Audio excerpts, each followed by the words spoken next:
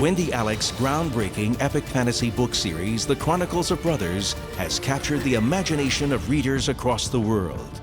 The thrilling supernatural tale of the cataclysmic war in heaven between the archangels Michael, Gabriel, and Lucifer, and their subsequent battle for the race of men, began in the fall of Lucifer and Messiah, the First Judgement. Now, the long-awaited third installment, Son of Perdition, has finally arrived.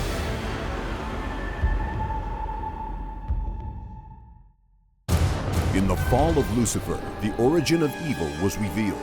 In Messiah, Lucifer was defeated. Now, in Son of Perdition, Lucifer's revenge begins. With over 250,000 copies in print, Wendy Alec's extraordinary groundbreaking fantasy epic continues with Book 3 of the Chronicles of Brothers, Son of Perdition. It is London, 2021. The end of days has begun. The angelic portals are open. The four horsemen of the apocalypse ride the skies, and the Son of Perdition will come forth to rule. Son of Perdition. Get your copy right away. Available now at Amazon.com, Books A Million, Borders, Barnes & Noble, and all good bookstores nationwide. Follow the dramatic Chronicles of Brothers epic fantasy series by visiting the Chronicles Circle at www.chroniclesofbrothers.com and join the ever-growing Chronicles community on Facebook at facebook.chroniclesofbrothers.com.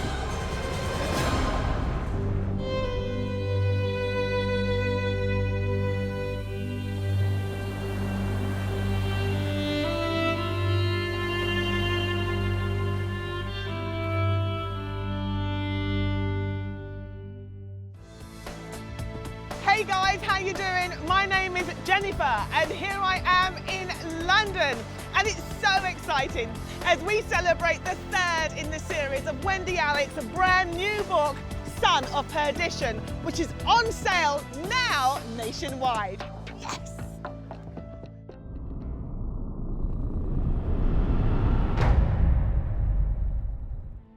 I am such a fan of the books, of the first two. Yeah. And I couldn't wait to get the next one, and it is everything I thought it would be. Let's talk about the first two books, first of all, for some of the viewers that might not be familiar with them.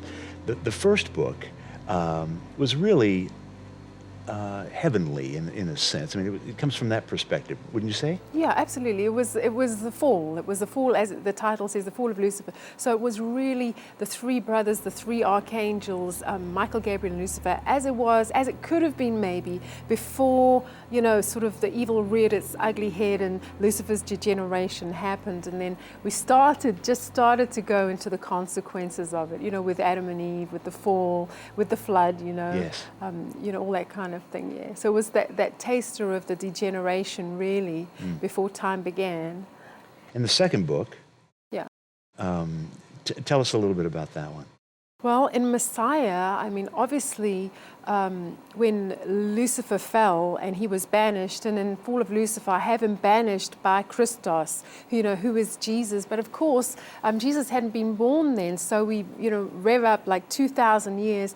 And really, Messiah, the First Judgment, that is what it is all about. And really, just to, you know, fast forward, Lucifer had a resounding defeat on Golgotha. And that really is where we finished, you know, the second book with him sort of as a Jesuit priest in 2021. And just saying the last words of the book were, "We avenge Golgotha." And then we get to Son of Perdition, the third book. Yeah, absolutely. And now you've really brought in the human element. And there's a human story intertwined with the angelic story. Yes. So it's with the three brothers, Adrian, Jason, and Nick. Jason is the media mogul. He's the eldest brother.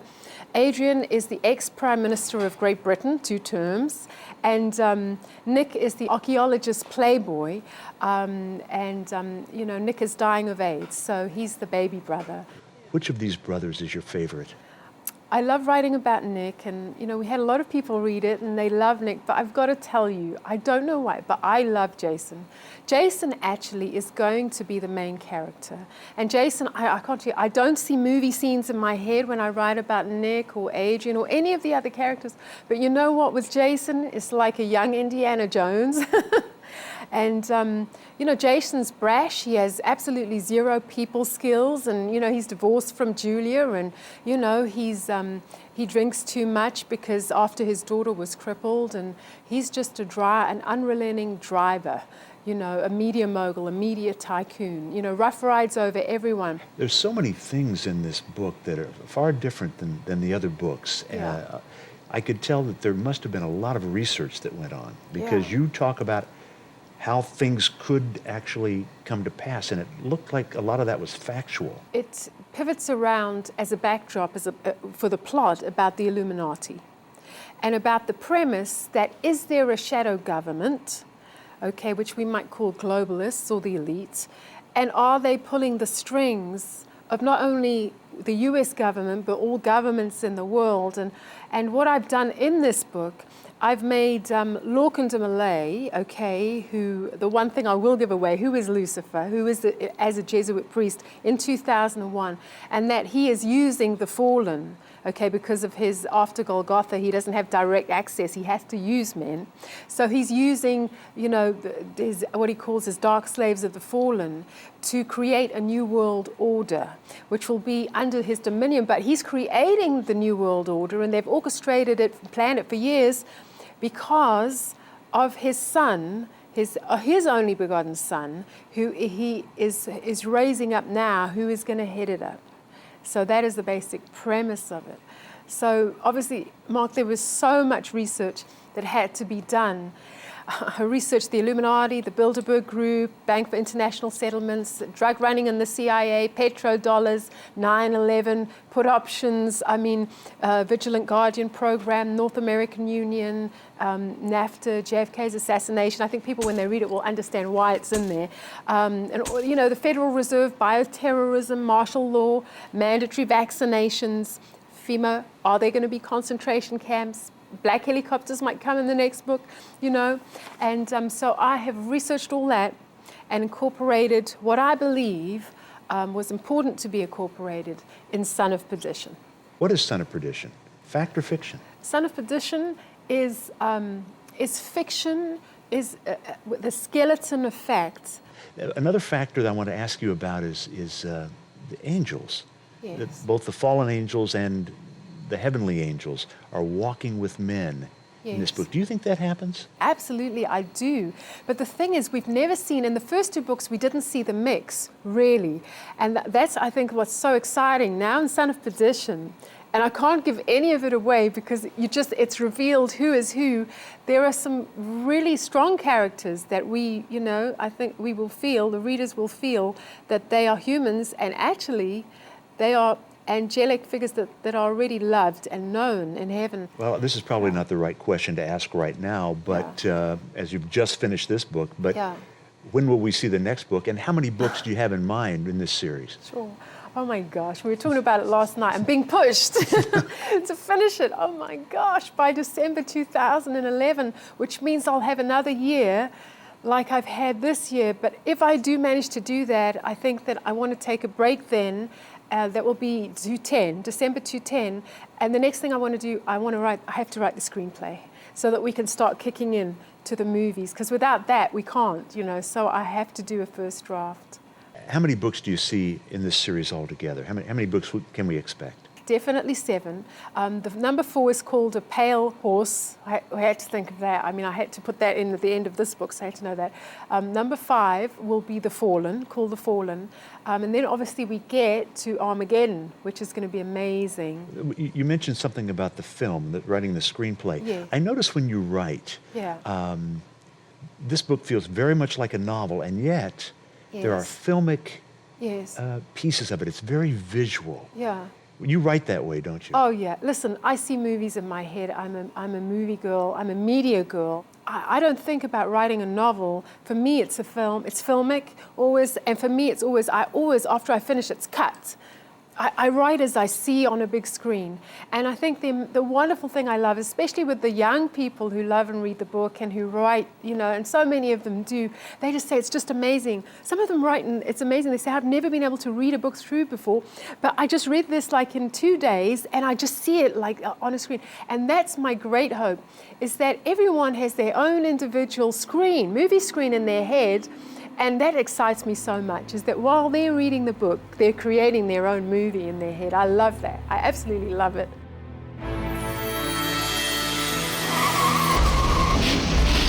Nick had been driving for nearly an hour. He knew his life was in danger. 2 sets of car headlights appeared in the rearview mirror. Frantically, he punched in Jason's mobile number again. He waited. This is Jason DeVere. Come on, pick it up, Jason. I can't take your call right now. Nick looked in the rearview mirror. The 2 sets of headlights were closing in on him. A black helicopter flew overhead. The exchange at the monastery was ringing through. Nicholas, it's Lawrence. Hello, my boy. Lawrence, I'm in trouble. Nick broke off in mid-sentence. His head felt as if it was exploding into a million shards. His heart pounded violently like a jackhammer in his chest. He tried to put the car in a lower gear, but the entire left side of his body felt strangely paralyzed. Seeing Jotapa's cross, he grasped it with trembling fingers, then let go of the steering wheel as an agonizing pain struck his eyes. He was blinded by the intense searing light that all at once filled the car. He could hear Lawrence's voice dimly in the background reciting the Lord's Prayer. Nick closed his eyes. He knew he was dying. Yet he felt strangely calm. Thy kingdom come. Just one more glimpse of that glorious face. He smiled faintly as the red sports car crashed through the steel barrier. Thy will be done. Just one more glimpse. He smiled as the sports car plunged down the sheer embankment. Down. Forgive us our trespasses. He and Lawrence were speaking in unison. Down, down towards the raging black torrent. Deliver us from evil. Down towards the jagged rocks. Just one more glimpse. Down towards utter darkness. Nick reached out his right hand towards Christos. For thine is the kingdom. And then there was no more light. In the fall of Lucifer, the origin of evil was revealed. In Messiah, Lucifer was defeated. Now, in Son of Perdition, Lucifer's revenge begins. With over 250,000 copies in print, Wendy Alec's extraordinary, groundbreaking fantasy epic continues with Book 3 of the Chronicles of Brothers, Son of Perdition. It is London, 2021. The end of days has begun. The angelic portals are open. The 4 horsemen of the apocalypse ride the skies, and the Son of Perdition will come forth to rule. Son of Perdition. Get your copy right away. Available now at Amazon.com, Books A Million, Borders, Barnes & Noble, and all good bookstores nationwide. Follow the dramatic Chronicles of Brothers epic fantasy series by visiting the Chronicles Circle at www.chroniclesofbrothers.com and join the ever-growing Chronicles community on Facebook at facebook.chroniclesofbrothers.com.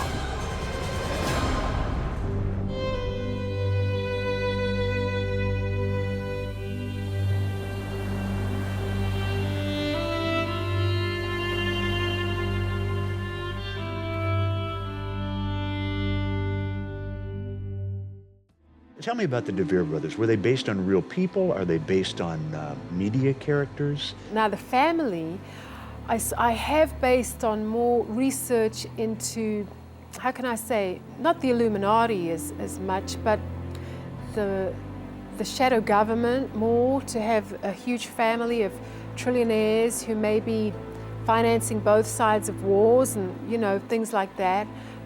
That comes from a lot of research from 17th century, 18th, 19th, up till today. So the basic family being trillionaires and what their family stands for, as you see in the scene when Lawrence and Cartier and Nick get together, and it's revealed to Nick what his family's involved in, which is totally shocking to him, is that. But Nick, I just, he's who he is. He's an archaeologist, playboy, but he's a softie. You know what I mean? We love Nick. I love Nick. I mean, Nick's just made a lot of mistakes. He had the accident with Lily, never forgave himself. Jason was terrible. Jason's so stubborn, okay? But Nick's not. Nick's more an artist. Nick was more the artist of the three brothers, and therefore he had more chord of sensitivity, and therefore he was more easily drawn, into the hedonistic lifestyle. So he drowned his sorrows in heroin and cocaine. He had enough money at the time from his trust fund to go, all the clubs. Then we have Adrian. And Adrian has, always had a great sense of humor when he was, young. He's as you see him as European president. I mean, he just has this mesmeric, compelling ability, which Jason, his elder brother, notes, because Jason's in the media, that he's never seen anyone ever like him who has that ability, on camera to be able to instantly connect. So he's everybody's father, son, brother, everywhere, internationally in the world. So Adrian's very compelling, urbane, very beautiful, okay, and sophisticated, but also has a human aspect which attracts people to him, which is quite interesting later as the story is revealed. And Jason, I like writing Jason. Jason is so stubborn.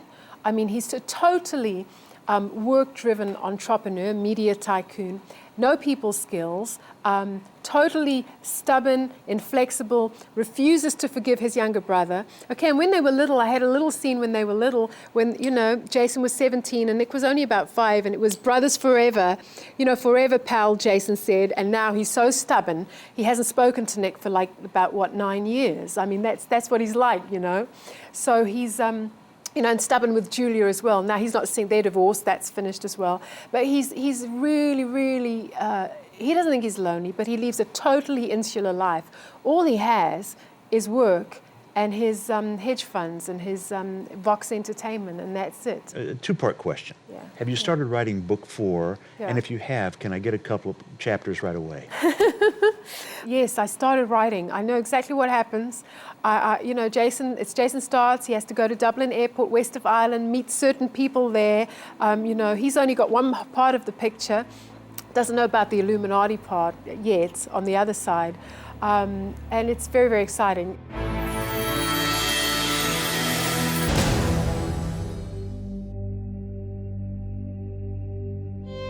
Nick stared in fascination through the camera lens. The priest swept a carved horn bow with long, passionate strokes over the strings of a violin. The sound of the single violin echoed on the ocean winds, haunting, exquisite, poignant, almost lonely. He watched, mesmerized, as the priest's long, slim fingers moved deftly across the fingerboard. It was as though the music drew his soul. It was mesmerizing, hypnotic. Then abruptly, the priest stopped playing and turned slightly. Nick stared transfixed. The man was somehow strangely but indefinably familiar. He turned as though sensing something, someone. Nick stood frozen. He knew he was now directly in the priest's line of sight. Suddenly, de Molay dropped the violin. Then he stared up at Nick, his features turning from utter torment to ferocious rage. It was the priest from St. Cartier's photograph. Nick slammed the window shut, his breathing shallow, his mind racing. For the first time in his entire life, Nick sensed an overshadowing evil. The robes are behind the suits. The old man's words rang unmistakably in his ears. Some legends have it, he was the devil incarnate. There was no doubting it. There, on the terrace of the West Wing, less than 50 feet away, stood Lorcan de Molay.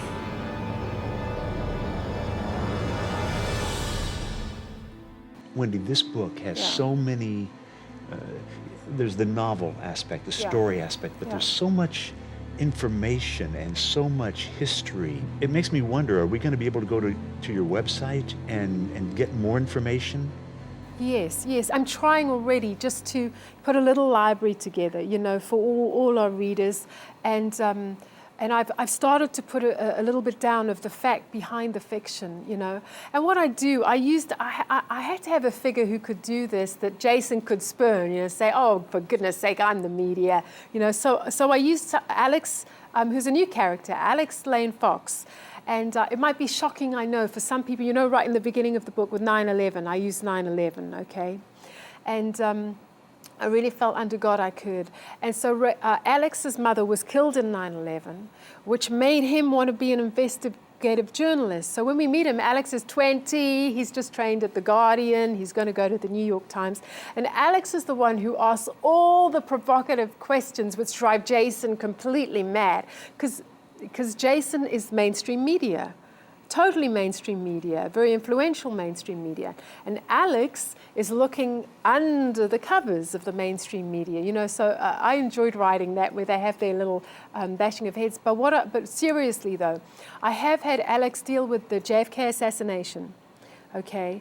Very, very interesting things there, you know, with the Warren Commission, with the Vietnam, with oil reserves, and they wouldn't allow a central bank for the elite, for a shadow government, okay, things like that, and with the Federal Reserve. So we look into the Federal Reserve, but even right at the end, Alex brings up things like for the one world government, okay, and the mark of the beast, and the chip, mandatory vaccination. That's a good way to do it, you know. We have you refuse mandatory vaccination.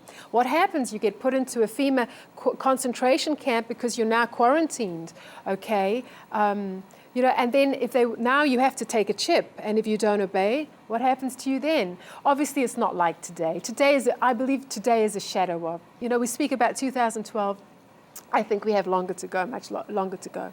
But by 2021, you know, I think we'll see things getting far more intense then. And I think everything that we are seeing today that's happening right now in governments right around the world, I believe that it's a shadow, that the shadows are starting now, and that we're being prepped. I believe we're being prepped for the big things that are going to come, for the big takeover. So today, I believe, we stand on the outskirts of it all, and we're seeing all the shadow mechanics being laid as a foundation for the things that are to come. The wonderful thing about these books, all of them, and especially Son of Perdition, everything you put in there, although it may be fiction, it's all possible, isn't it? Yeah, much of it, it's all possible, it is. It is. Wendy, it's been absolutely wonderful talking to you. Oh, thank you so much.